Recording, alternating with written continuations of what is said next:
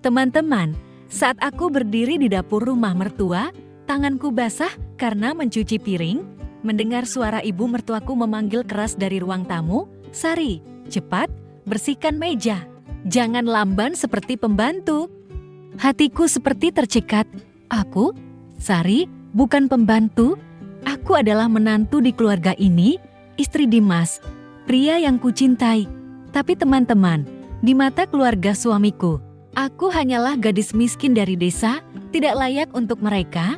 Mereka tidak tahu bahwa aku, Sari, menyimpan rahasia besar rahasia yang akan membuat seluruh keluarga ini berlutut di hadapanku. Hari ini, aku ingin berbagi ceritaku tentang hari-hari aku menahan hinaan, tentang bagaimana aku diam-diam mempersiapkan diri untuk mengubah segalanya, dan tentang saat aku membuat mereka yang merendahkanku memohon bantuan. Ikuti aku, karena teman-teman, cerita ini akan membuat hatimu bergetar, akan membuatmu percaya bahwa meski diremehkan, kamu selalu punya kekuatan untuk bangkit dan membuktikan nilai dirimu. Aku tumbuh di sebuah desa kecil di pinggiran Yogyakarta, di mana sawah membentang luas dan hidup begitu sederhana hingga kadang aku hanya bermimpi bisa makan kenyang. Orang tuaku petani dan aku, Sari, anak tunggal. Tumbuh dengan tangan kapalan karena membantu keluarga. Tapi aku tidak pernah membiarkan keadaan mendefinisikan diriku. Aku belajar keras, mendapatkan beasiswa, dan diam-diam membangun perusahaan ekspor produk pertanian sejak masih kuliah. Teman-teman, perusahaan itu kini menjadi salah satu yang terdepan membawa produk Indonesia ke dunia. Tapi saat bertemu Dimas, aku memilih menyembunyikan kilau itu. Aku ingin tahu, apakah dia dan keluarganya mencintaiku karena diriku atau karena apa yang kumiliki. Aku, Sari, ingin menguji hati mereka. Dan teman-teman, yang kudapatkan adalah luka di hati. Saat Dimas melamarku, aku bahagia seolah sedang bermimpi. Dia insinyur, lembut, selalu tersenyum, dan bilang aku adalah orang paling istimewa yang pernah ditemuinya. Tapi keluarganya, teman-teman, adalah cerita lain. Ibunya, Bu Ratna, wanita tajam yang bangga dengan darah bangsawan keluarganya. Iparku, Lina, istri kakak Dimas, tak beda dari ibu mertua, selalu pamer dan merendahkan orang lain. Sejak pertemuan pertama, Bu Ratna menilaiku dari ujung kepala hingga kaki, lalu bertanya, "Gadis desa ini bisa masak? Rumah ini tidak memelihara orang tak berguna?" Lina terkikik, menambahkan, "Pasti cuma bisa cuci piring, ya, Sari?" Aku, Sari, tersenyum, mengangguk, tapi di dalam hati, aku mencatat setiap kata. Aku bertekad, mereka pikir aku pembantu, tapi aku, Sari, akan menunjukkan siapa aku. Hari-hari awal tinggal bersama, aku berusaha menyesuaikan diri. Aku bangun pagi untuk memasak, membersihkan, melakukan semua yang diharapkan dari seorang menantu. Tapi semakin berusaha, aku semakin dihina. Suatu kali, Bu Ratna memanggilku di depan keluarga, memberiku ember dan kain lap, berkata, "Sari, lantai kotor, bersihkan, jangan sampai tamu mengira rumah ini mempekerjakan pembantu malas." Lina di samping tertawa keras. Sementara Dimas hanya menunduk, diam. Teman-teman, saat itu, aku ingin berteriak, ingin bilang bahwa aku pemilik perusahaan bernilai miliaran rupiah, bahwa aku bisa membeli rumah ini jika mau. Tapi aku, Sari, memilih diam. Aku mengambil kain lap, berlutut di lantai, dan di dalam hati, aku mulai merancang rencana. Aku, Sari, akan membiarkan mereka mengira aku lemah, membiarkan mereka tertawa, tapi aku tahu, tawa mereka tak akan lama. Dimas, suamiku, bukan orang jahat, tapi dia lemah di hadapan ibu dan iparnya. Suatu malam, saat kami berdua, dia menggenggam tanganku, meminta maaf, "Sari, aku tahu ibu dan Lina agak berlebihan, tapi kamu sabar sedikit, ya." Aku menatap matanya, ingin bertanya, "Dimas, apa kamu benar-benar mencintaiku? Apa kamu melihat sakitku?" Tapi aku hanya mengangguk, karena aku, Sari, tidak ingin bertengkar. Aku ingin dia menyadari sendiri, ingin keluarganya mengerti bahwa mereka salah dan teman-teman. Aku tahu kesempatan itu semakin dekat. Suatu malam, saat aku berpura-pura tidur, aku mendengar Bu Ratna dan Lina berbisik di ruang tamu. Mereka membicarakan perusahaan keluarga bisnis kecil furnitur yang sedang kesulitan keuangan. Kalau tidak ada investor, kita akan kehilangan segalanya, keluh Bu Ratna. Lina menjawab, siapa yang mau investasi ke perusahaan yang hampir bangkrut ini? Aku, Sari, berbaring di tempat tidur, tersenyum dalam gelap. Teman-teman, saat itu aku tahu waktuku telah tiba. Perusahaanku, dengan jaringan mitra internasional, bisa dengan mudah menyelamatkan bisnis keluarga Dimas. Tapi aku, Sari, tidak akan melakukannya dengan mudah. Aku akan muncul bukan sebagai menantu miskin, melainkan sebagai investor kuat yang mereka harus mohon bantuannya. Aku akan membuat mereka paham bahwa aku, Sari, bukan pembantu, bukan gadis desa yang bisa mereka hina. Aku, Sari, adalah wanita tangguh dan aku akan membuat mereka berlutut di hadapan kebenaran. Teman-teman, perjalananku baru saja dimulai. Aku, Sari, sudah cukup lama menahan diri, menyembunyikan cahayaku dalam kegelapan. Tapi aku berjanji, cerita ini akan membuatmu terpana, akan membuatmu melihat bahwa, meski diremehkan, kamu selalu punya kekuatan untuk bangkit dan bersinar. Ikuti aku, karena teman-teman, apa yang akan datang akan membuatmu tak bisa berpaling. Aku, Sari, sedang mempersiapkan permainan, dan aku mengajak kalian bersamaku menanti reaksi keluarga suamiku saat mengetahui kebenaran tentangku. Saat aku duduk sendiri di kamar kecil yang gelap di rumah mertua, tanganku mengusap layar ponsel, membaca pesan dari asistenku tentang kontrak ekspor baru senilai jutaan rupiah. Aku merasakan kekuatan mengalir dalam diriku. Aku, Sari, bukan gadis desa seperti yang keluarga suamiku pikirkan. Aku adalah pemilik perusahaan ekspor. Orang yang bisa membuat dunia mengenal produk Indonesia.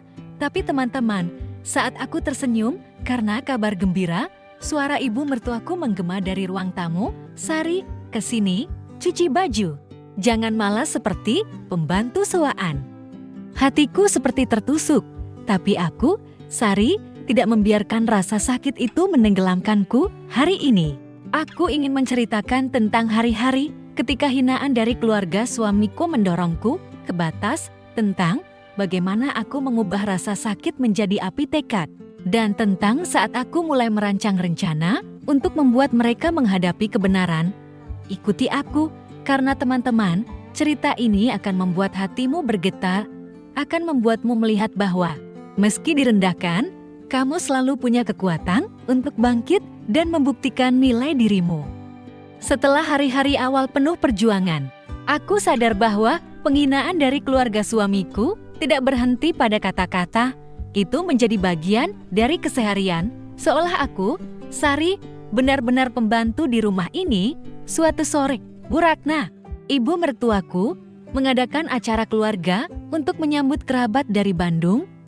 Aku menyiapkan segalanya dari memasak hingga menata meja. Tapi saat tamu datang, Bu Ratna memanggilku di depan semua orang, berkata keras, Sari, bawa teh ke sini, cepat, jangan sampai tamu mengira rumah ini punya pembantu lamban. Semua orang tertawa dan Lina, iparku, menambahkan, lihat Sari, memang cocok jadi gadis desa, cuma bisa kerja begini. Aku, Sari, berdiri di sana, memegang nampan teh, merasa darahku mendidih. Aku ingin melempar nampan itu, ingin berteriak bahwa aku punya perusahaan lebih besar dari bisnis kecil keluarga mereka. Tapi aku, Sari, menarik napas dalam, tersenyum, dan meletakkan nampan di meja. Aku tahu, tawa mereka tak akan bertahan lama. Dimas, suamiku, berdiri di sudut ruangan, menatapku dengan mata penuh rasa bersalah. Setelah acara selesai, saat tamu pulang, dia menarikku ke kamar, berbisik, Sari, maaf, Ibu dan Lina tidak bermaksud begitu, kamu jangan ambil hati, ya. Teman-teman, kata-kata itu tidak menghiburku, malah menyakitkan. Aku menatapnya, ingin bertanya, Dimas, apa kamu melihat aku tersakiti? Apa kamu benar-benar suamiku? Tapi aku, Sari, hanya mengangguk karena aku tahu bertengkar tak akan mengubah apapun. Aku butuh tindakan, bukan kata-kata. Aku, Sari, memutuskan bahwa aku tidak akan membiarkan keluarga ini terus merendahkanku. Aku akan membuat mereka melihat bahwa aku bukan seperti yang mereka pikirkan. Dan aku akan melakukannya dengan cara yang tak akan mereka lupakan. Sejak hari itu, aku mulai memperhatikan lebih cermat. Aku, Sari, tetap melakukan pekerjaan rumah, berpura-pura patuh. Tapi aku mencatat setiap detail tentang keluarga suamiku. Aku mendengar percakapan diam-diam antara Bu Ratna dan Lina. Terutama saat mereka membicarakan perusahaan keluarga bisnis furnitur yang sedang kesulitan. Suatu malam, saat aku membawa teh ke ruang tamu, aku mendengar Lina mengeluh, perusahaan terus merugi. Kalau tidak ada uang investasi, kita akan kehilangan semua. Bu Ratna menghela napas, siapa yang mau menyuntik dana ke perusahaan ini? Hanya orang gila. Aku, Sari, berdiri di balik pintu, tersenyum. Teman-teman, mereka tidak tahu bahwa orang gila itu adalah aku. Perusahaan ekspor milikku bisa dengan mudah menyelamatkan bisnis mereka. Tapi aku, Sari, tidak akan melakukannya secara cuma-cuma.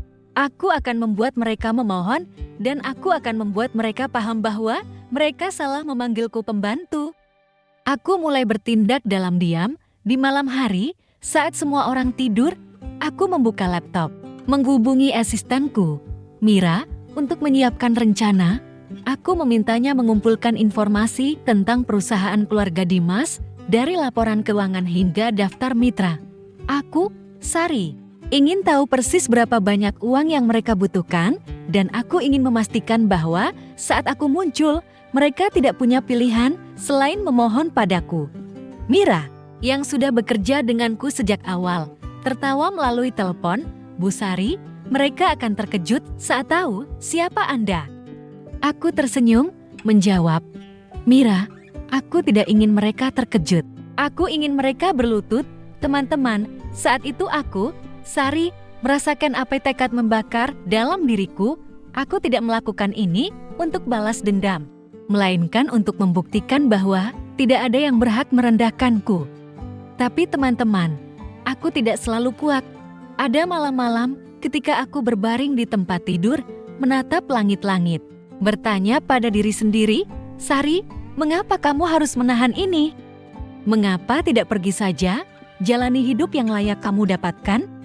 Air mata mengalir, tapi lalu aku mengingat perjalananku dari gadis desa yang berjuang, mendapatkan beasiswa, hingga menjadi pimpinan perusahaan ekspor. Aku, Sari, tidak sampai sejauh ini untuk dikalahkan oleh hinaan. Aku mengusap air mata, berjanji pada diri sendiri. Aku, Sari, akan menunjukkan betapa kuatnya aku. Aku akan membuat mereka paham bahwa mereka salah. Suatu hari, saat aku berpura-pura bertanya pada Bu Ratna tentang perusahaan keluarga, dia mencibir, Sari, kamu tahu apa tentang bisnis? Urus rumah saja. Ini bukan urusanmu. Lina menyela, benar, Sari, kamu cukup tahu cara cuci piring. Aku, Sari, menunduk, berpura-pura polos, tapi di dalam hati, aku tahu mereka baru saja mengungkapkan keputusasaan mereka. Aku kembali ke kamar, menghubungi Mira, memintanya mempercepat rencana. Aku, Sari, menunggu hari ketika aku akan masuk ke rapat perusahaan keluarga, bukan sebagai menantu, melainkan sebagai investor kuat. Teman-teman, perjalananku memasuki babak baru. Aku, Sari, sudah cukup menahan hinaan, sudah mencatat setiap tatapan merendahkan. Aku tidak berjanji bahwa aku tidak sakit. Tidak berjanji bahwa aku tidak ragu pada diri sendiri. Tapi aku berjanji, cerita ini akan membuatmu terpana, akan membuatmu melihat bahwa meski direndahkan, kamu selalu punya kekuatan untuk bangkit dan membalikan keadaan. Ikuti aku, karena teman-teman, apa yang akan datang akan membuatmu tak bisa berpaling. Aku, Sari, sedang bersiap untuk hari ketika aku membuat keluarga suamiku paham bahwa aku bukan pembantu dan aku mengajak kalian bersamaku menanti saat tawa mereka memudar. Saat aku berdiri di depan cermin di kamar kecil, mengenakan setelan jas hitam elegan yang aku pesan secara diam-diam, aku merasa seperti prajurit yang siap ke medan perang. Aku, Sari, bukan lagi gadis desa yang dipanggil pembantu oleh keluarga suamiku. Aku adalah pemilik perusahaan ekspor, orang yang akan mengubah segalanya. Tapi teman-teman, aku masih mendengar suara ibu mertuaku menggema dari ruang tamu, memarahiku karena belum selesai membersihkan meja makan. Hinaan itu alih-alih membuatku jatuh, kini hanya membuat api dalam diriku berkobar lebih besar. Hari ini, aku ingin menceritakan tentang hari-hari ketika aku diam-diam mempersiapkan diri untuk membalikan keadaan.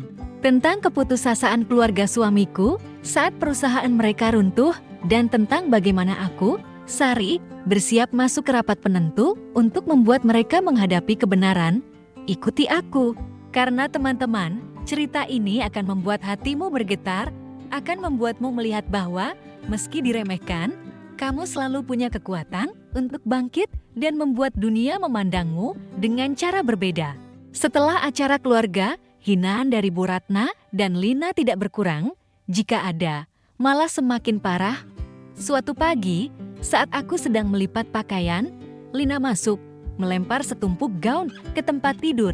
Berkata, "Sari, cuci ini, jangan sampai aku harus memanggilmu pembantu lagi." Bu Ratna berdiri di pintu, mencibir, "Lina, dia memang terlahir untuk kerja begini, jangan harap yang muluk-muluk." Aku, Sari, menunduk, berpura-pura patuh, tapi di dalam hati, aku mencatat setiap kata. Teman-teman, setiap ucapan mereka seperti batu yang dilempar padaku.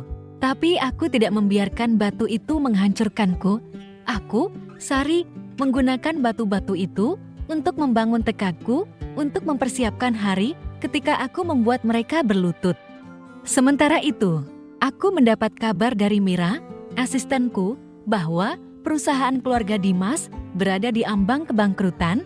Bisnis furnitur mereka merugi berbulan-bulan, pelanggan pergi, dan bank menolak memberikan pinjaman lagi. Suatu malam, aku mendengar Bu Ratna dan Lina berbisik di ruang tamu, suara mereka penuh kepanikan.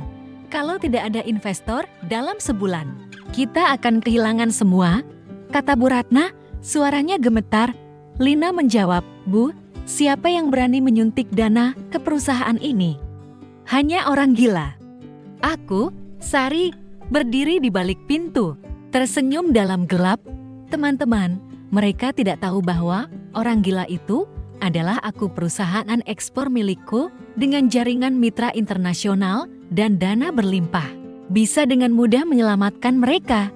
Tapi aku, Sari, tidak akan melakukannya sebagai menantu penurut. Aku akan muncul sebagai investor kuat yang mereka harus mohon bantuannya. Aku mulai mempersiapkan dengan cermat. Di malam hari, saat semua orang tidur, aku membuka laptop, bekerja dengan Mira untuk mengumpulkan semua informasi tentang perusahaan keluarga. Aku memintanya menganalisis laporan keuangan, mencatat utang, dan menyiapkan rencana investasi yang sempurna. Mira, yang paham rencanaku, tertawa melalui telepon, "Bu Sari, mereka akan terkejut saat melihat Anda dalam setelan jas berdiri di ruang rapat." Aku menjawab, "Mira, aku tidak ingin mereka terkejut. Aku ingin mereka berlutut dan paham bahwa mereka salah."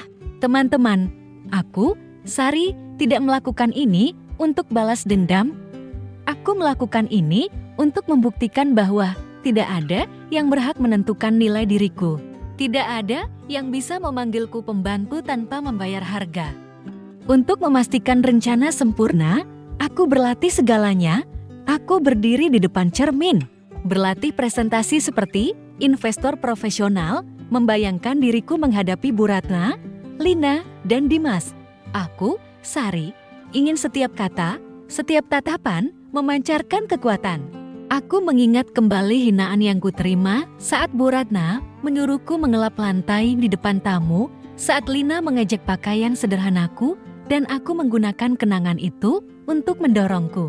Teman-teman, setiap kali aku ingin menyerah, setiap kali aku merasa lelah, aku berkata pada diri sendiri, "Sari, kamu sudah sejauh ini, kamu tidak boleh berhenti." Aku, Sari, tahu bahwa saat aku masuk ke rapat akan menjadi saat yang mengubah segalanya. Sambil mempersiapkan, aku sengaja menggali informasi dari keluarga suamiku. Suatu hari saat makan malam, aku berpura-pura polos bertanya pada Bu Ratna, "Bu, perusahaan keluarga kita, bagaimana kabarnya?" Aku dengar sedang sulit. Dia menatapku, mencibir, "Sari, kamu tahu apa tentang bisnis? Urus meja saja, ini bukan urusanmu."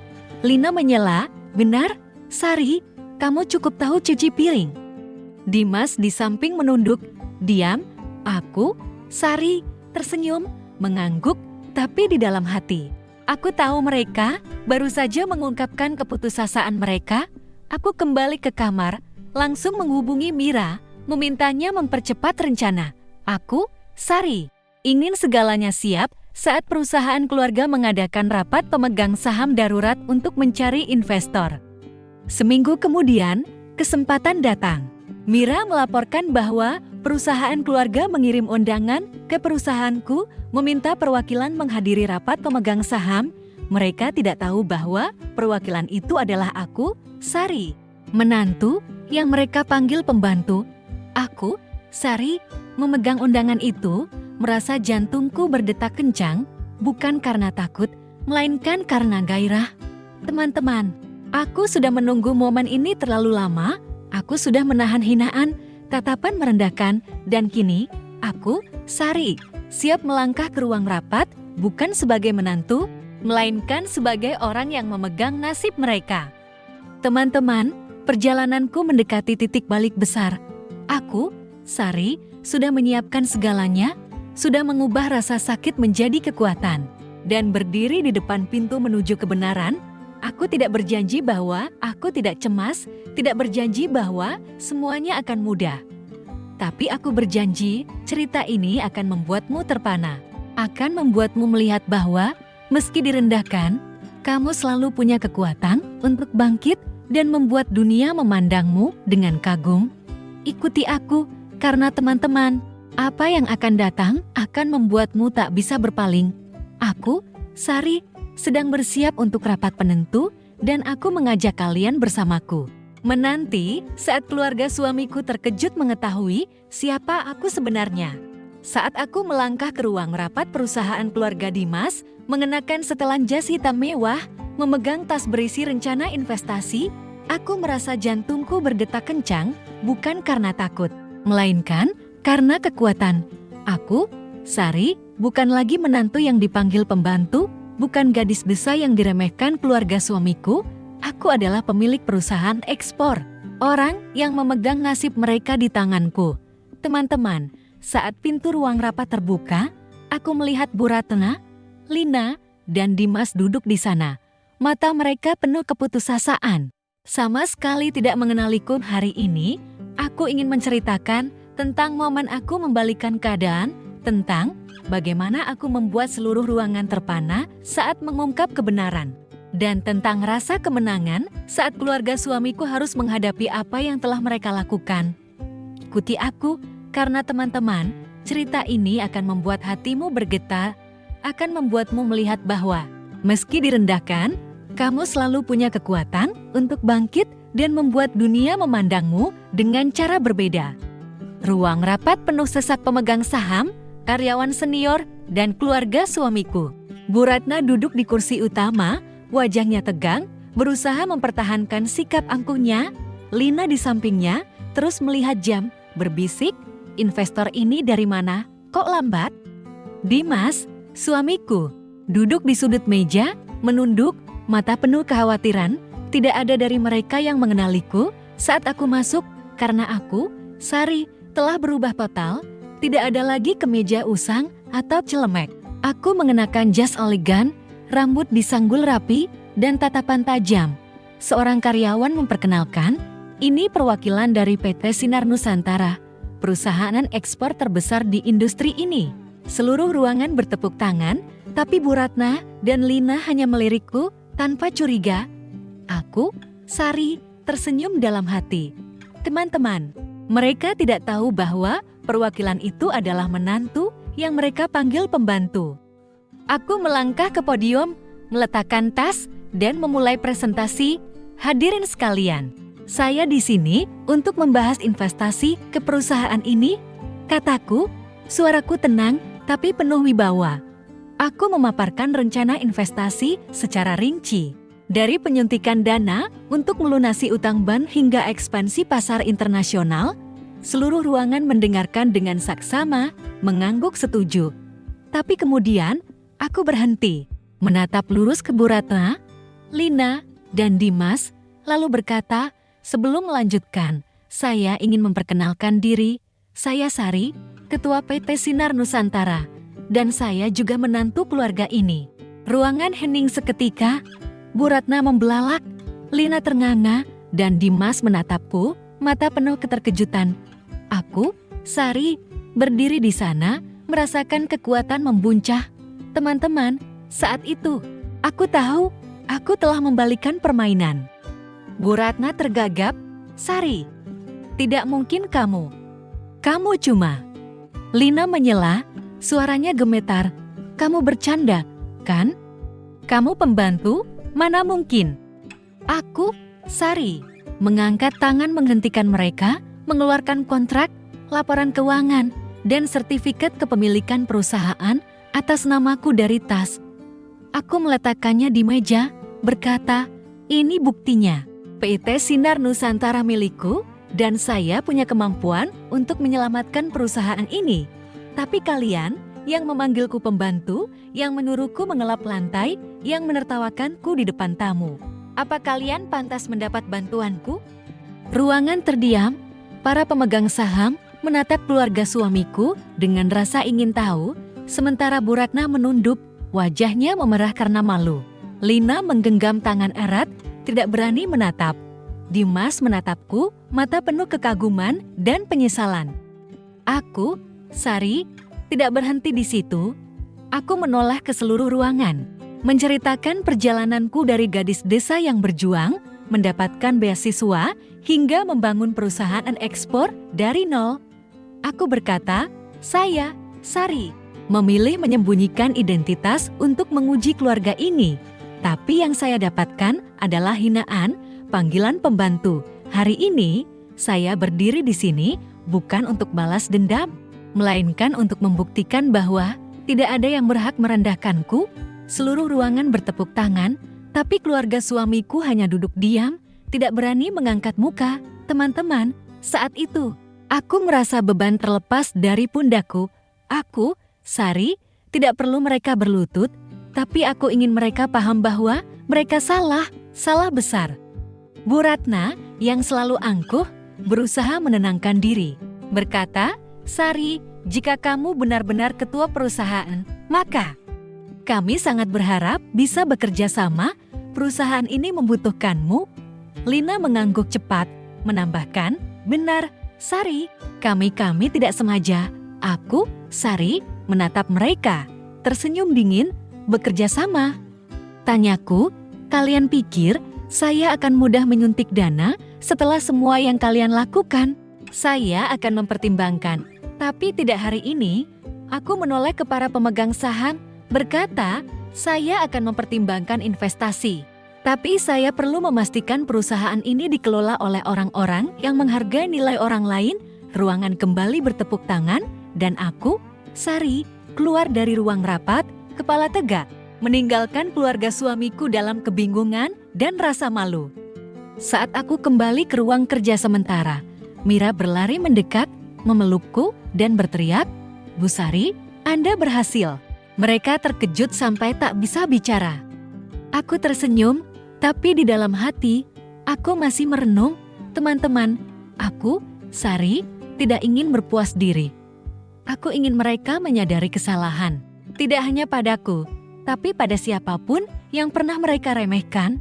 Aku tahu mereka akan mendatangiku, memohon untuk menyelamatkan perusahaan, dan aku, Sari, sudah siap memberikan syarat untuk memastikan mereka berubah.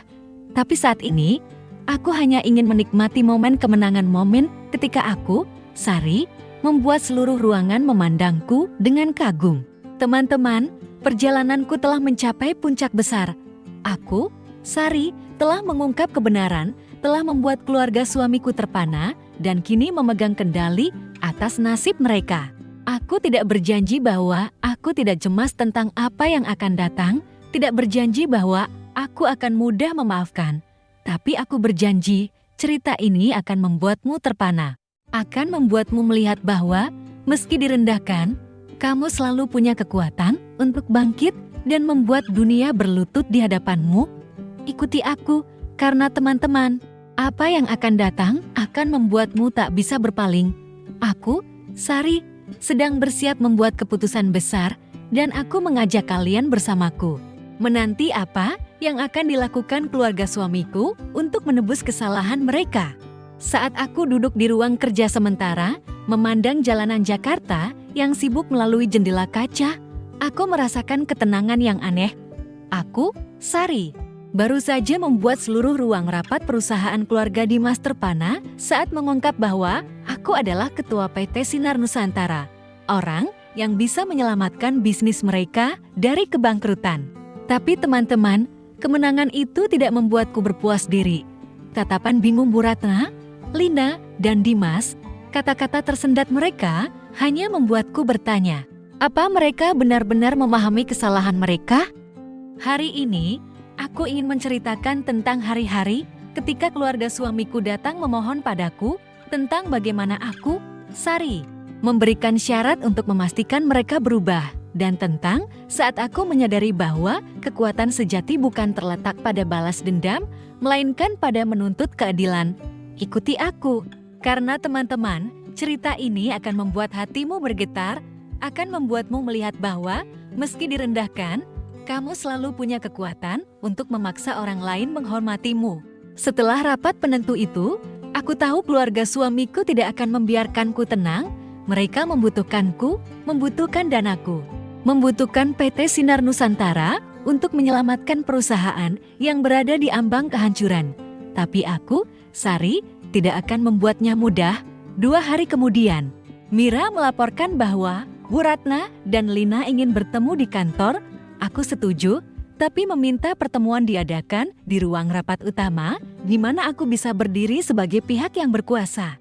Saat mereka masuk, aku, Sari, duduk di ujung meja, mengenakan setelan jas elegan, dengan Mira di samping memegang setumpuk dokumen. Bu Ratna, yang selalu angkuh, kini tampak lelah. Matanya menghindari tatapanku. Lina menunduk, tidak ada lagi senyum mengejek. Dimas ikut bersama mereka, menatapku dengan mata penuh penyesalan dan permohonan. Teman-teman, saat itu, aku merasakan kekuatanku bukan karena aku kaya, melainkan karena aku, Sari, telah membuat mereka menghadapi kebenaran. Bu Ratna memulai, suaranya gemetar. Sari, kami ingin minta maaf. Kami tidak tahu bahwa kamu ketua perusahaan. Kami sangat membutuhkan bantuanmu untuk menyelamatkan perusahaan. Lina menyela, suaranya pelan. Sari, kami salah. Tolong, bantu keluarga ini. Aku, Sari, menatap mereka, tidak langsung menjawab. Aku mengingat saat Bu Ratna menyuruhku mengelap lantai di depan tamu, saat Lina mengejek pakaian sederhanaku, memanggilku pembantu. Aku mengingat malam-malam aku menangis sendirian, bertanya, mengapa aku harus menahan ini? Teman-teman, kenangan itu tidak membuatku marah, melainkan membuatku lebih teguh. Aku, Sari, tidak akan membiarkan mereka lepas dari kesalahan hanya dengan beberapa kata maaf. Aku berdiri, berjalan mengelilingi meja, menatap lurus ke mata mereka. Minta maaf? Tanyaku, suaraku dingin. Kalian pikir beberapa kata maaf bisa menghapus semua yang kalian lakukan? Kalian memanggilku pembantu, menghinaku di depan keluarga, memaksaku bekerja seperti pelayan. Apa kalian tahu betapa sakitnya setiap kata kalian? Bu Ratna menunduk, Lina menggenggam tangan erat, dan Dimas berseru, Sari, maaf, aku tidak melindungimu, aku salah. Aku menatap Dimas, matanya tulus, tapi aku, Sari, tidak membiarkan emosi menguasai. Aku berkata, saya, Sari, bisa menyelamatkan perusahaan ini. PT Sinar Nusantara punya sumber daya untuk melunasi utang dan mengembalikan perusahaan ke jalurnya, tapi saya tidak akan melakukannya secara cuma-cuma. Aku memberikan syarat. Suaraku jelas dan tegas. Pertama, kalian harus meminta maaf secara terbuka, bukan hanya di depan keluarga, tapi di depan seluruh pemegang saham dan karyawan perusahaan. Kedua, kalian harus berjanji mengubah cara kalian memperlakukan orang, tidak hanya padaku, tapi pada siapapun yang pernah kalian remehkan. Dan ketiga, saya akan mengawasi pengelolaan perusahaan untuk memastikan itu dikelola oleh orang-orang yang menghargai nilai orang lain. Ruangan hening. Bu Ratna tergagap. Jelas tidak menyangka aku akan menuntut seperti itu. Lina berbisik, minta maaf di depan umum, gitu. Memalukan sekali. Aku, Sari, memotong, malu. Kalian tidak malu saat memanggilku pembantu di depan semua orang, tapi sekarang takut malu untuk minta maaf. Jika kalian tidak setuju, PT Sinar Nusantara akan mundur dan perusahaan ini akan bangkrut. Teman-teman, aku, Sari, tidak ingin mereka berlutut, tapi aku ingin mereka belajar. Tidak ada yang boleh merendahkan orang lain tanpa konsekuensi. Setelah hening sejenak, Dimas angkat bicara. Sari, aku setuju. Aku akan meyakinkan Ibu dan Lina. Kamu berhak mendapat permintaan maaf, dan aku berjanji akan berubah. Bu Ratna, meski enggan, mengangguk. Baik, kami akan memenuhi permintaanmu. Lina tidak bicara, tapi matanya menunjukkan dia tidak punya pilihan. Aku, Sari, mengangguk, berkata, bagus. Rapat pemegang saham berikutnya akan diadakan 3 hari lagi. Aku harap kalian menepati janji. Aku menoleh ke Mira, memberi isyarat untuk menyiapkan kontrak investasi. Tapi aku tegaskan bahwa aku tidak akan menandatangani apapun sampai melihat permintaan maaf publik. Teman-teman, aku, Sari, tidak hanya ingin menyelamatkan perusahaan. Aku ingin menyelamatkan harga diriku. Saat mereka pergi, Mira menggenggam tanganku, tersenyum, Bu Sari, Anda benar-benar luar biasa. Mereka tidak punya pilihan lagi. Aku tersenyum, tapi di dalam hati, aku tetap waspada. Teman-teman, aku, Sari, tidak sepenuhnya mempercayai keluarga suamiku. Aku tahu permintaan maaf bisa jadi hanya cara untuk mencapai tujuan mereka. Tapi aku, Sari, sudah siap untuk segala kemungkinan. Aku akan mengawasi setiap langkah mereka, dan jika mereka tidak berubah, aku akan menarik dana, membiarkan mereka menanggung akibatnya.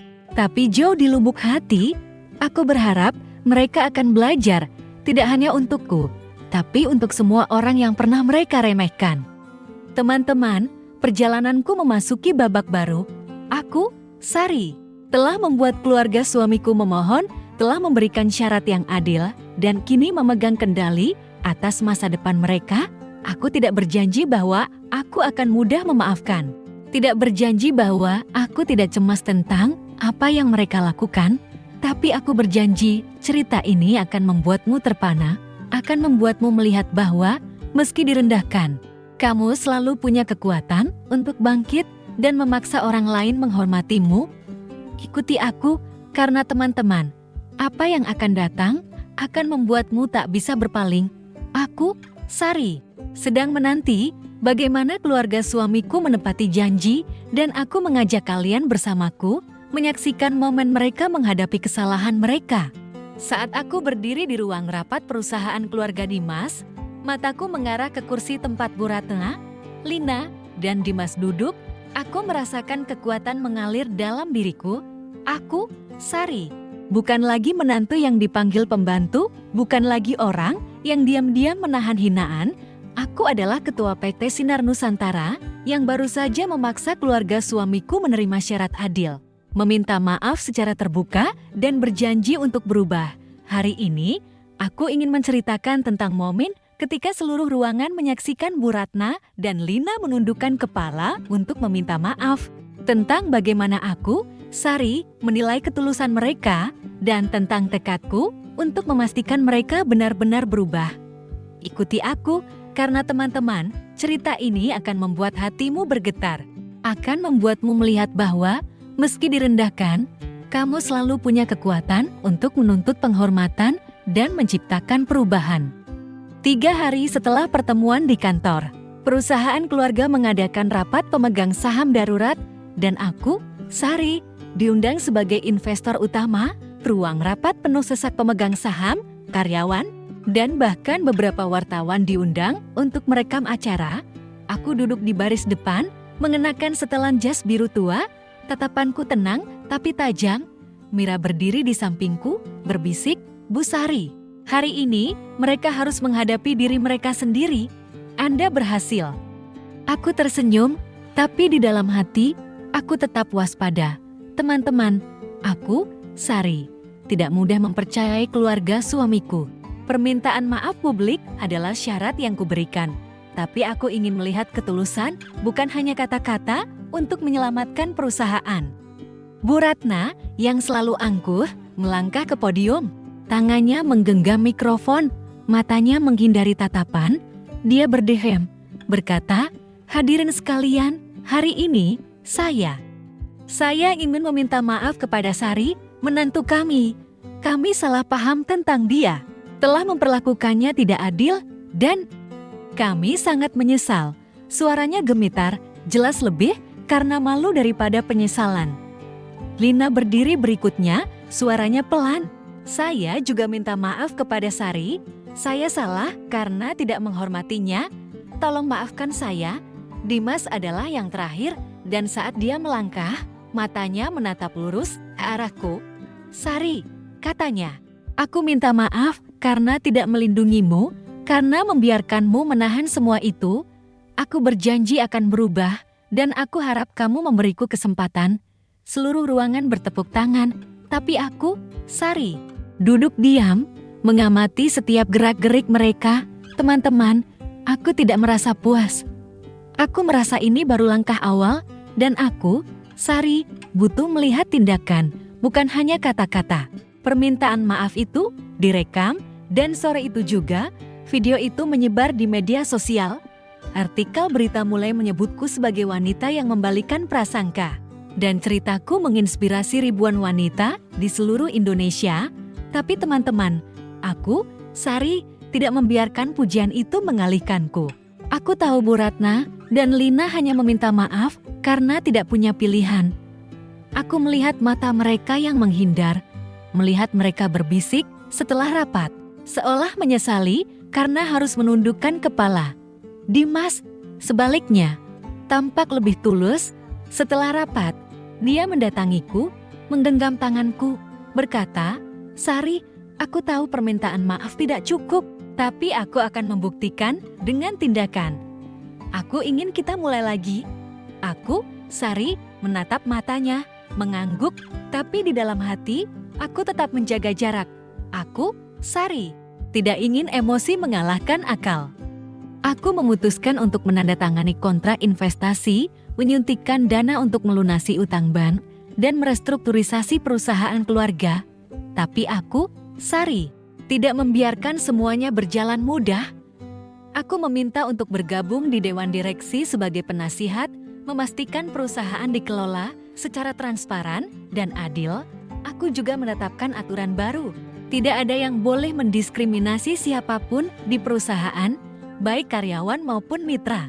Teman-teman, aku, Sari, tidak hanya ingin menyelamatkan perusahaan. Aku ingin mengubah cara keluarga suamiku memandang nilai orang lain. Aku berkata pada Bu Ratna dan Lina, permintaan maaf adalah langkah awal, tapi saya akan mengawasi setiap tindakan kalian. Jika kalian tidak berubah, PT Sinar Nusantara akan menarik dana dan kalian akan kehilangan segalanya. Mereka mengangguk, tapi aku tahu mereka belum sepenuhnya menerimaku. Aku, Sari, tidak peduli. Aku sudah siap untuk segala kemungkinan. Hari-hari berikutnya, aku mulai melihat perubahan kecil. Bu Ratna tidak lagi memarahiku, meski dia tetap bersikap dingin.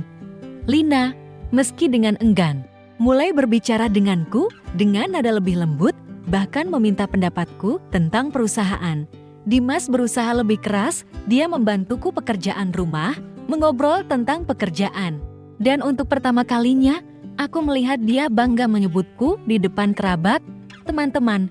Aku, Sari, tidak buru-buru mempercayai. Aku tahu perubahan sejati butuh waktu, dan aku, Sari, tidak akan menurunkan kewaspadaan. Tapi aku juga merasakan secercah harapan-harapan bahwa mereka akan belajar, tidak hanya untukku, tapi untuk semua orang yang pernah mereka remehkan. Saat kembali ke kantor PT Sinar Nusantara, Mira memelukku, berkata, "Bu Sari, Anda membuat mereka berlutut, tapi yang lebih penting, Anda menginspirasi jutaan orang." Aku tersenyum, memandang ke jendela, memikirkan wanita-wanita yang menonton ceritaku. Teman-teman, aku, Sari, tidak melakukan ini hanya untuk diriku sendiri. Aku melakukannya agar kalian melihat bahwa apapun panggilan yang diberikan padamu, seberapapun kamu direndahkan, kamu selalu punya kekuatan untuk bangkit dan memaksa orang lain menghormatimu. Aku, Sari, telah membuka jalan. Tapi aku tahu perjalanan ini belum selesai. Aku harus memastikan keluarga suamiku menepati janji dan aku harus terus membangun hidupku. Teman-teman, perjalananku memasuki babak baru. Aku, Sari, telah membuat keluarga suamiku meminta maaf, telah melihat perubahan pertama. Tapi aku tetap waspada, tetap teguh. Kau tidak berjanji bahwa aku akan mudah memaafkan. Tidak berjanji bahwa semuanya akan mulus, tapi aku berjanji cerita ini akan membuatmu terpana, akan membuatmu melihat bahwa meski direndahkan, kamu selalu punya kekuatan untuk bangkit dan menciptakan perubahan. Ikuti aku, karena teman-teman, apa yang akan datang akan membuatmu tak bisa berpaling. Aku, Sari, sedang mengawasi keluarga suamiku. Dan aku mengajak kalian bersamaku menyaksikan apakah mereka benar-benar menepati janji. Saat aku berdiri di kantor utama PT Sinar Nusantara, memandang kontrak internasional yang baru ditandatangani, aku merasakan hati ini penuh kebanggaan. Aku, Sari, yang pernah dipanggil pembantu, yang dihina keluarga suamiku karena asal-usul miskin, kini menjadi pemimpin perusahaan ekspor terkemuka di Indonesia. Aku telah membuat Bu Ratna dan Lina menundukkan kepala untuk meminta maaf. Telah menyelamatkan perusahaan keluarga mereka dari kebangkrutan. Tapi yang lebih penting, aku, Sari, telah membuktikan bahwa nilai diriku tidak ditentukan oleh pandangan orang lain. Hari ini, aku ingin menceritakan tentang hari-hari ketika aku bersinar dalam karir, tentang bagaimana aku dan Dimas mendefinisikan ulang kebahagiaan. Dan tentang saat aku menyadari bahwa aku tidak membutuhkan pengakuan siapapun untuk menjalani hidup yang kuinginkan. Ikuti aku, karena teman-teman, cerita ini akan membuat hatimu bergetar.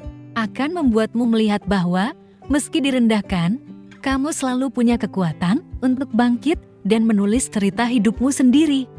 Setelah menandatangani kontrak investasi untuk perusahaan keluarga, aku, Sari, tidak berhenti hanya pada mengawasi mereka. Aku kembali ke PT Sinar Nusantara, di mana timku menunggu langkah baru. Aku mengadakan rapat strategi, mengumumkan rencana ekspansi pasar ke Eropa dan Amerika Utara. Teman-teman, ini bukan hanya langkah maju untuk perusahaan, tapi pernyataan bahwa aku, Sari, tidak akan membiarkan masa lalu mendefinisikan masa depanku. Aku bekerja siang malam bersama Mira dan tim, bernegosiasi dengan mitra asing, dan hanya dalam 3 bulan, PT Sinar Nusantara menandatangani kontrak senilai miliaran rupiah dengan jaringan supermarket Eropa. Media mulai memanggilku Ratu Ekspor Indonesia, dan aku, Sari, diundang ke konferensi pengusaha internasional di Singapura. Teman-teman, berdiri di panggung, di depan ratusan pemimpin. Aku menceritakan perjalananku dari gadis desa hingga wanita yang memimpin kerajaan bisnis. Seluruh ruangan bertepuk tangan, dan aku, Sari, tahu bahwa aku telah melakukan apa yang tak pernah mereka pikirkan aku mampu. Sementara karirku bersinar, keluarga suamiku mulai mengubah pandangan mereka tentangku. Bu Ratna, meski masih menyimpan sedikit keangkuhan, tidak lagi berani memanggilku pembantu. Sebaliknya, dia mulai meminta pendapatku tentang perusahaan keluarga. Bahkan mengundangku ke acara kerabat sebagai tamu kehormatan. Lina, meski masih canggung, tidak lagi mengejekku. Dia bahkan memberikan syal sebagai hadiah ulang tahunku dengan catatan, "Sari, aku sangat kagum padamu." Aku, Sari, menerima hadiah itu, tersenyum, tapi di dalam hati, aku tahu tindakan itu belum cukup untuk menghapus masa lalu. Aku, Sari, tidak membutuhkan pengakuan mereka. Tapi aku mencatat perubahan sekecil apapun, teman-teman. Aku belajar bahwa penghormatan tidak datang dari kebaikan hati, melainkan dari kekuatan yang kamu bangun sendiri. Hubunganku dengan Dimas, suamiku, juga memasuki babak baru. Setelah permintaan maaf publik, dia berusaha keras menebus kesalahan. Dia mulai membantu pekerjaanku, bangun pagi untuk menyiapkan sarapan. Dan untuk pertama kalinya, aku melihat dia bangga memperkenalkanku kepada teman-temannya. Ini Sari, istriku, orang di balik PT Sinar Nusantara. Suatu malam, saat kami berdua, Dimas menggenggam tanganku, berkata, "Sari, aku salah karena diam di depan ibu dan Lina. Aku tidak pantas untukmu, tapi aku ingin memulai lagi menjadi suami yang kamu butuhkan." Aku menatap matanya, melihat ketulusan, tapi aku, Sari, tidak buru-buru membuka hati.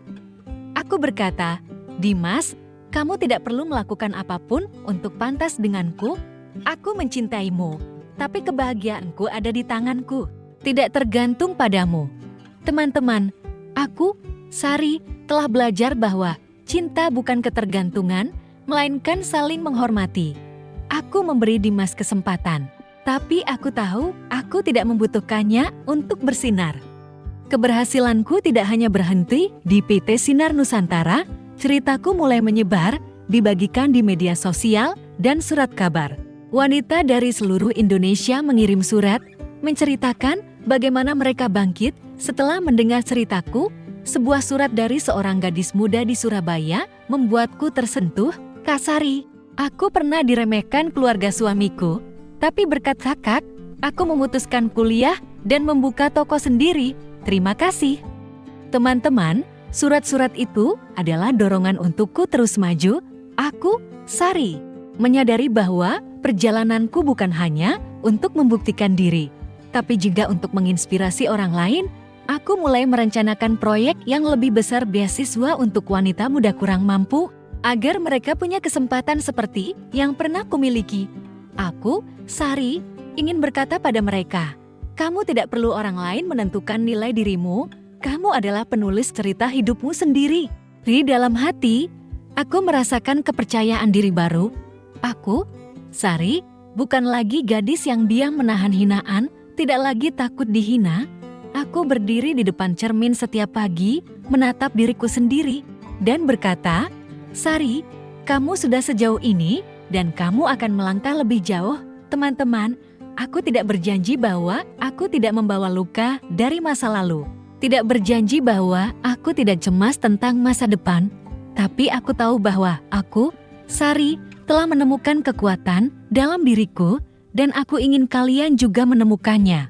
Aku mulai memikirkan langkah berikutnya, memperluas beasiswa, berbagi ceritaku dengan lebih banyak orang, dan membangun kehidupan bahagia yang tidak bergantung pada siapapun. Teman-teman, perjalananku membuka bab baru. Aku, Sari, telah bersinar dalam karir, telah mendefinisikan ulang kebahagiaan dengan Dimas, dan sedang bersiap menyebarkan kekuatanku ke komunitas. Aku tidak berjanji bahwa semuanya akan mudah, tidak berjanji bahwa aku tidak akan menghadapi tantangan. Tapi aku berjanji, cerita ini akan membuatmu terpana, akan membuatmu melihat bahwa meski direndahkan, kamu selalu punya kekuatan untuk bangkit dan menjalani hidup yang kamu inginkan. Ikuti aku, karena teman-teman, apa yang akan datang akan membuatmu tak bisa berpaling. Aku, Sari, sedang bersiap melakukan sesuatu yang lebih besar, dan aku mengajak kalian bersamaku menyaksikan bagaimana aku menginspirasi. Saat aku berdiri di panggung konferensi wanita di Jakarta, di depan ribuan mata penuh inspirasi, aku merasa bukan hanya Sari, ketua PT Sinar Nusantara, tapi juga kakak, teman bagi para wanita yang mencari kekuatan dalam diri mereka. Aku, Sari, yang pernah dipanggil pembantu, yang dihina karena asal-usul miskin. kini menjadi inspirasi bagi jutaan orang hari ini. Aku ingin menceritakan tentang hari-hari ketika aku menyebarkan kekuatanku melalui beasiswa dan proyek sosial, tentang bagaimana aku dan Dimas membangun kembali cinta berbasis penghormatan. Dan tentang saat aku menyadari bahwa misiku adalah membantu orang lain menulis cerita hidup mereka sendiri. Ikuti aku, karena teman-teman, cerita ini akan membuat hatimu bergetar. Akan membuatmu melihat bahwa, meski direndahkan, kamu selalu punya kekuatan untuk bangkit dan mengubah dunia. Setelah keberhasilan PT Sinar Nusantara, aku, Sari, tidak ingin berhenti pada membangun karir pribadi. Surat-surat dari wanita di seluruh Indonesia cerita tentang bagaimana mereka mengatasi kesulitan berkat aku, mendorongku untuk melakukan sesuatu yang lebih besar. Aku resmi meluncurkan Yayasan Sinar Harapan, beasiswa untuk wanita muda kurang mampu, membantu mereka mengakses pendidikan dan peluang bisnis. Di acara peluncuran di Yogyakarta, kampung halamanku, aku berdiri di depan ratusan gadis muda, berkata, "Teman-teman, aku dulu gadis desa, pernah berpikir aku tidak punya masa depan, tapi aku, Sari, bangkit, dan aku ingin kalian tahu bahwa kalian juga bisa." Saat aku mengumumkan beasiswa pertama untuk 50 gadis, seluruh ruangan bertepuk tangan, dan aku melihat air mata bahagia di mata mereka. Teman-teman, saat itu, aku, Sari, tahu bahwa ini adalah keberhasilan terbesarku, bukan uang, bukan ketenaran, melainkan kemampuan untuk mengubah hidup orang lain. Yayasan Sinar Harapan cepat mendapat perhatian. Aku bekerja sama dengan organisasi internasional, menggalang dana, dan memperluas program untuk mendukung wanita memulai bisnis. Seorang gadis bernama Aisyah, penerima beasiswa, membuka toko kerajinan dan menulis surat padaku, "Kak Sari, berkat kakak, aku percaya aku bisa."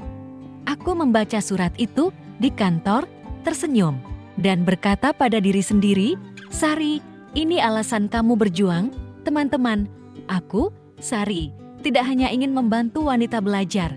Aku ingin mereka melihat bahwa mereka bisa menjadi apapun yang mereka inginkan, meski ada prasangka atau keadaan sulit. Aku mulai mengadakan lokakarya, berbagi ceritaku.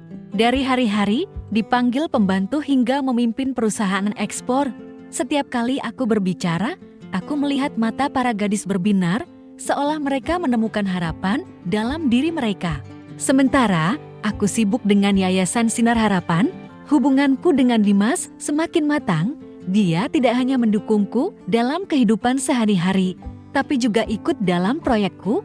Suatu hari, dia mengusulkan mengadakan lokakarya keterampilan teknis untuk wanita di yayasan, menggunakan pengalamannya sebagai insinyur. Aku, Sari, menatapnya, merasakan ketulusan di matanya, dan mengangguk. "Dimas, terima kasih," kataku, "tapi kamu tahu, aku tidak butuh kamu melakukan ini untuk membuktikan apapun." Dia tersenyum, menjawab, "Sari, aku melakukan ini karena aku percaya padamu, dan aku ingin bersama-sama mengubah dunia." Teman-teman, aku, Sari, menyadari bahwa cinta kami telah melampaui luka lama. Ini bukan lagi ketergantungan, melainkan kemitraan, di mana kami saling menghormati dan mendorong satu sama lain.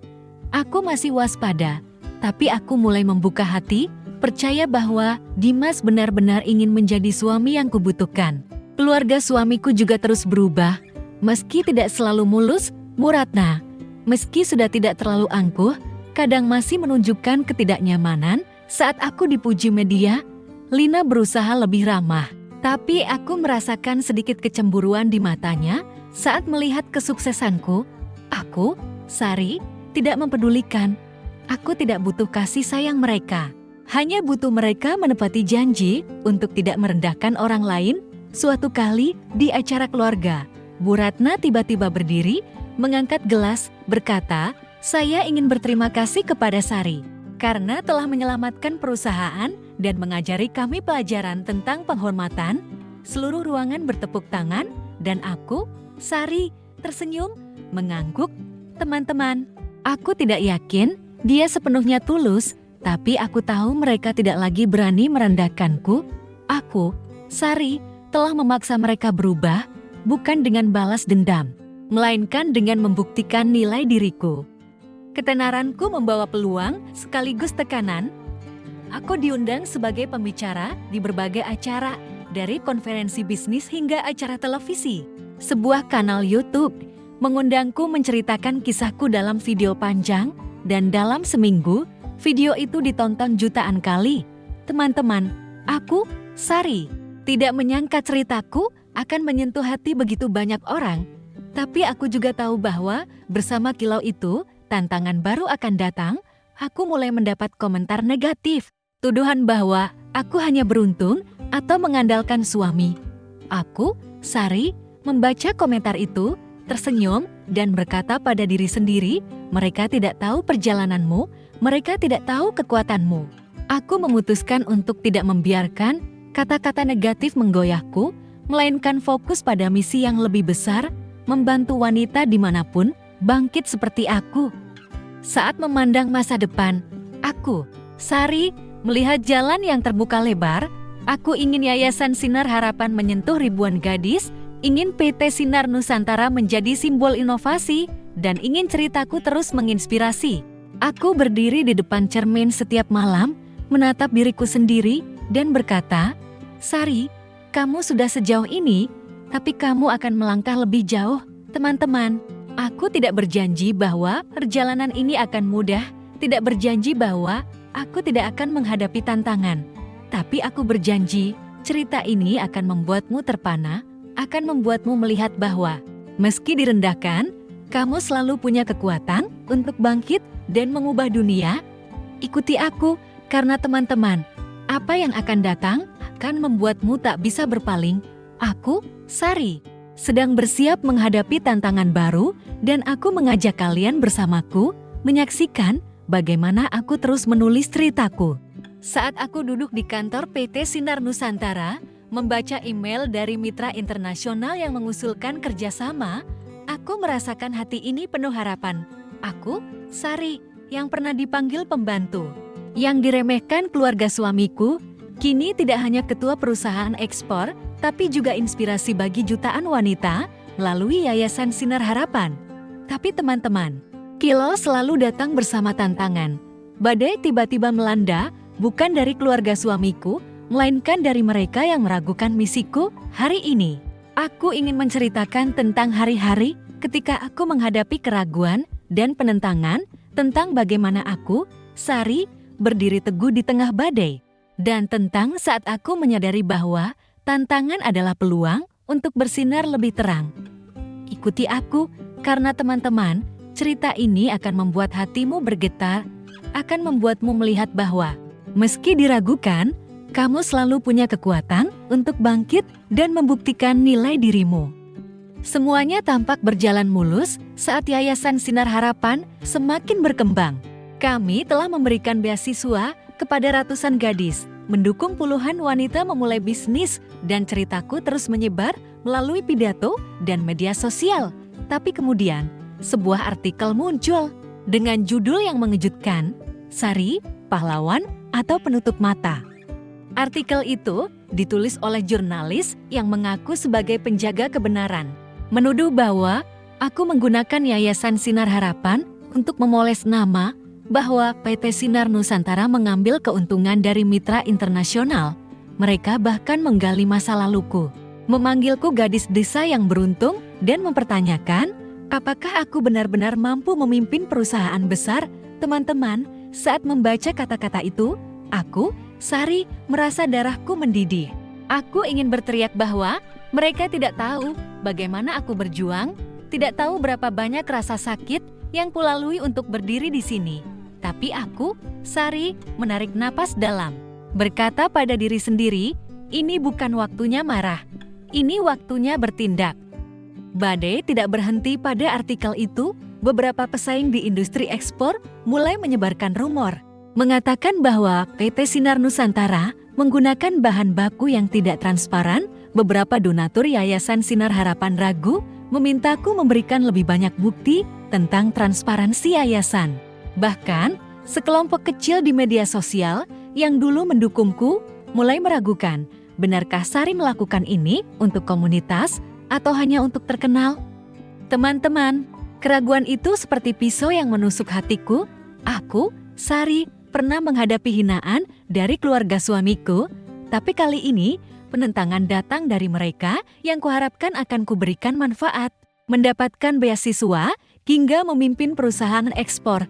Aku, Sari, tidak sampai sejauh ini untuk dikalahkan oleh fitnah.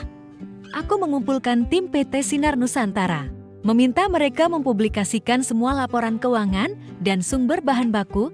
Aku, Sari, tidak punya apa-apa untuk disembunyikan. Aku juga mengadakan konferensi pers, mengundang donatur, wartawan, dan penerima beasiswa dari Yayasan Sinar Harapan. Di depan ratusan orang, aku berdiri, berkata, saya, Sari, tidak berjanji bahwa saya sempurna. Tapi saya berjanji bahwa semua yang saya lakukan adalah karena keyakinan bahwa wanita berhak mendapat kesempatan jika ada yang meragukan. Lihat gadis-gadis yang telah mengubah hidup mereka melalui yayasan ini. Aisyah, gadis penerima beasiswa, naik ke panggung, menceritakan bagaimana dia membuka toko kerajinan dan menghidupi keluarganya. Seluruh ruangan bertepuk tangan, dan aku, Sari, melihat keraguan itu perlahan sirna. Dimas adalah orang yang berdiri di sisiku selama badai ini. Dia tidak hanya membantuku menyiapkan dokumen untuk konferensi pers, tapi juga menguatkanku setiap kali aku lelah. Suatu malam, saat aku duduk di kantor, merasa kelelahan, dia menggenggam tanganku, berkata, Sari, kamu telah mengubah seluruh keluargaku. Fitnah ini tidak bisa mengalahkanmu. Aku percaya padamu. Teman-teman, kata-kata itu seperti menyuntikkan kekuatan baru. Aku, Sari, menyadari bahwa aku tidak sendirian. Aku punya Dimas, punya Mira, punya timku, dan yang lebih penting, aku punya gadis-gadis yang mempercayaiku. Aku, Sari, memutuskan untuk mengubah tantangan ini menjadi peluang untuk memperkuat kepercayaan komunitas. Aku juga mendapat dukungan tak terduga dari keluarga suamiku. Bu Ratna, meski tidak selalu ramah, menelponku, berkata, Sari, saya salah meremehkanmu dan saya tidak ingin orang lain melakukan itu. Jika perlu saya bicara, saya akan melakukannya. Lina, meski masih canggung, memposting di media sosial, membelaku, Sari telah menyelamatkan perusahaan keluarga kami. Dia bukan penutup mata. Aku, Sari, tidak mengharapkan dukungan ini, tapi aku mencatatnya. Teman-teman, aku belajar bahwa perubahan, meski lambat, bisa terjadi, dan aku, Sari, akan terus menuntut penghormatan, tidak hanya untukku, tapi untuk semua yang diragukan. Badai perlahan reda. Mitra internasional, setelah melihat laporan transparan, melanjutkan kerjasama dengan PT Sinar Nusantara. Yayasan Sinar Harapan mendapat tambahan donasi, dan jumlah aplikasi beasiswa meningkat 2 kali lipat. Aku, Sari, berdiri teguh bukan hanya karena aku benar, melainkan karena aku tidak membiarkan keraguan orang lain mendefinisikan diriku. Aku terus mengadakan lokakarya, berbagi ceritaku, dan setiap kali aku berkata pada para gadis, teman-teman, akan ada hari ketika orang meragukanmu, tapi jangan biarkan mereka memadamkan api dalam dirimu. Kamu adalah penulis cerita hidupmu sendiri. Teman-teman, perjalananku kembali melewati tantangan besar. Aku, Sari, telah menghadapi keraguan, telah berdiri teguh dan sedang bersiap untuk tonggak baru. Aku tidak berjanji bahwa aku tidak takut. Tidak berjanji bahwa aku tidak akan menemui kesulitan. Tapi aku berjanji, cerita ini akan membuatmu terpana, akan membuatmu melihat bahwa meski diragukan, kamu selalu punya kekuatan untuk bangkit dan membuktikan nilai dirimu. Ikuti aku, karena teman-teman, apa yang akan datang akan membuatmu tak bisa berpaling. Aku, Sari, sedang bersiap mencapai tonggak besar, dan aku mengajak kalian bersamaku menyaksikan bagaimana aku terus menyebarkan cahaya. Saat aku berdiri di panggung acara internasional di Bali, di depan ribuan orang dari seluruh dunia, aku merasakan jantungku berdetak kencang, bukan karena cemas, melainkan karena kebanggaan. Aku, Sari, yang pernah dipanggil pembantu, yang dihina keluarga suamiku, Kini tidak hanya Ketua PT Sinar Nusantara, tapi juga simbol ketangguhan dan perubahan. Yayasan Sinar Harapan telah menyentuh ribuan hidup, dan ceritaku telah menginspirasi melampaui batas Indonesia hari ini.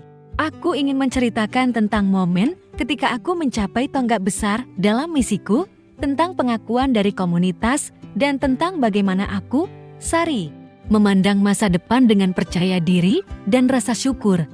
Ikuti aku, karena teman-teman, cerita ini akan membuat hatimu bergetar, akan membuatmu melihat bahwa, meski direndahkan, kamu selalu punya kekuatan untuk bangkit dan meninggalkan jejak di dunia.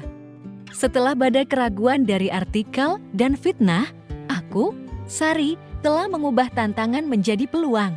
Konferensi pers transparanku tidak hanya memadamkan rumor, tapi juga membuat PT Sinar Nusantara dan Yayasan Sinar Harapan mendapat kepercayaan lebih besar dari sebelumnya.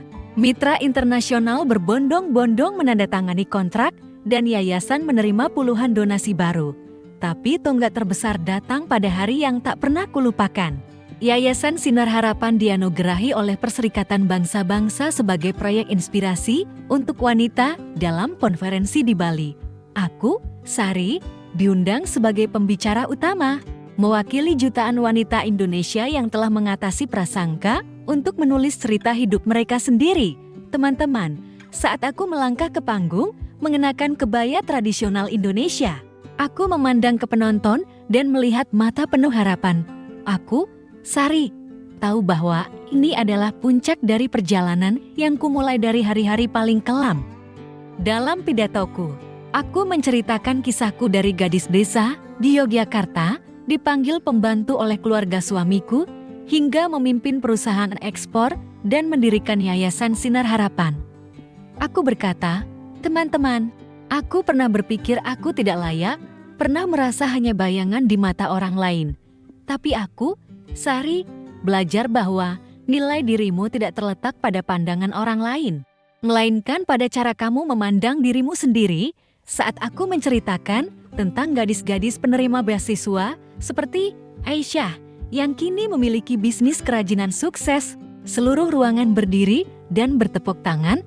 Teman-teman, saat itu aku, Sari, merasa setiap rasa sakit, setiap air mata sangat berharga. Aku tidak hanya mengubah hidupku, aku sedang mengubah dunia. Pengakuan dari komunitas tidak berhenti pada penghargaan. Setelah konferensi, aku diundang sebagai penasihat untuk organisasi internasional tentang kesetaraan gender. Dan PT Sinar Nusantara masuk peringkat sebagai salah satu perusahaan ekspor paling berkelanjutan di Asia. Artikel berita kini menyebutku wanita yang mengubah permainan. Dan ceritaku dimasukkan ke buku pelajaran di beberapa sekolah Indonesia sebagai pelajaran tentang ketangguhan. Teman-teman, aku, Sari, tidak mencari ketenaran. Tapi aku tahu bahwa kilau ini adalah alat untuk melanjutkan misiku. Setiap surat dari gadis muda, setiap ucapan terima kasih dari ibu tunggal adalah dorongan untukku, Sari, agar tidak pernah berhenti. Sementara karir dan misiku mencapai puncak, hubunganku dengan Dimas semakin dalam. Dia tidak hanya suami yang berdiri di sisiku, tapi juga mitra dalam proyek Yayasan Sinar Harapan. Suatu hari, saat kami bersama mengadakan lokakarya untuk wanita di Bandung, dia menggenggam tanganku, berkata, Sari, aku bangga menjadi bagian dari perjalananmu.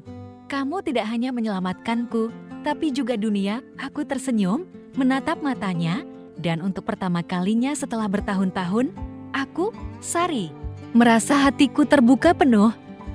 Aku berkata, Dimas, kita tidak menyelamatkan satu sama lain, kita tumbuh bersama.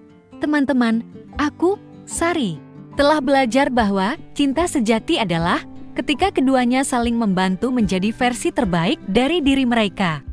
Keluarga suamiku, meski tidak selalu sempurna, terus berubah. Bu Ratna kini sering mengundangku ke acara keluarga, memperkenalkanku dengan kebanggaan, bukan malu. Lina mulai ikut kegiatan amal yayasan.